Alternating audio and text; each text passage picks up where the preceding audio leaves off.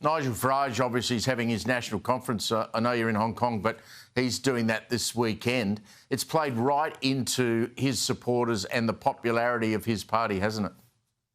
It has, and Farage isn't just jumping on the bandwagon. He's been speaking about this for many, many years. He raised the issue when he was on a boat in the English Channel.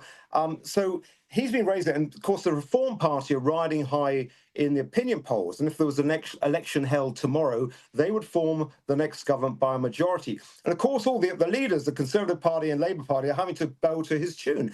But he's tapping into what is happening in this country. And I think there's an awakening what's happened in the UK. We've suddenly realised, joining the dots, finding the vested interests and following the money and realising, what corruption there is in going in this whole and sort of, lack of leadership going to this unsustainable situation, both illegal migration and legal migration, because we have 1 million people legally entering the UK every year, which is simply unsustainable for social policies, transport, hospitals, schools, but also energy systems, food resources, water resources, pollution, waste, and all. I speak on sustainability. It's an unsustainable issue, and nobody's been prepared to solve this, but Farage and Reform Party appear to be putting their money where their mouth is.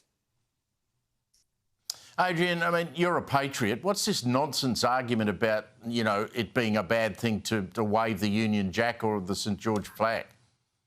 Well, you're right. And I see this from a different perspective. I say people are angry.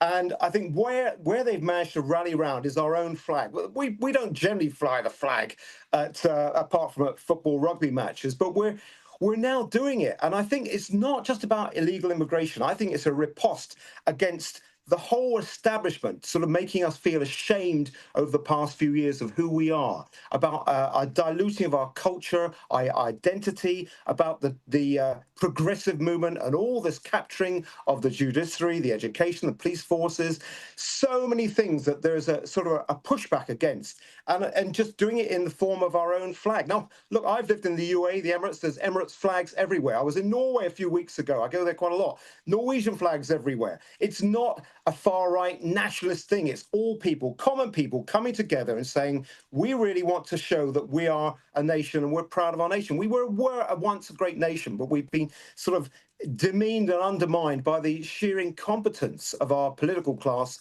over the last few decades. You're in Hong Kong to talk about life and death because you are an adventurer. I want to get you back at some point to talk about this at some length, but you were descending Mount Kanchenjunga, third highest mountain in the world, alone on the mountain, trapped for 36 hours, an injured hand, no oxygen, no liquid, battling hypoxia and hallucination and frostbite. What went wrong? Well, yeah, look, it's Kanchenjunga, the third highest mountain in the world. I've climbed K2, I've climbed Everest. It's harder than even K2. It's nearly as steep and twice as long. And, it took 20 hours to get to the top. But on the way down, just below the summit, fellow teammate crashed into me and literally dislocated my wrist. It's still in a splint, and put me out of action. And then I got a condition called cerebral edema, high altitude cerebral edema. I got hallucinations. I was being aggressive, and then eventually lost consciousness about 8,350 meters on this mountain. And most people die up there. I was basically left to die, but I did my best impersonation of Lazarus, came back from the dead, and then, and really took responsibility. I had to get down that mountain over the 36 hours. And you said it, I was seeing things that weren't real, but somehow got back down. I think it's the old military discipline. I served in the Gurkhas for 8 years.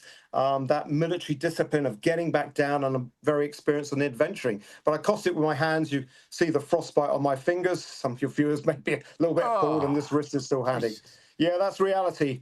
Yeah, I haven't put anyone off their dinner. I hope not. Adrian, amazing story of survival. I'm glad you survived. We'd love to talk to you again on the program. Thanks for joining us from Hong Kong. What a man there. What a survival story that is.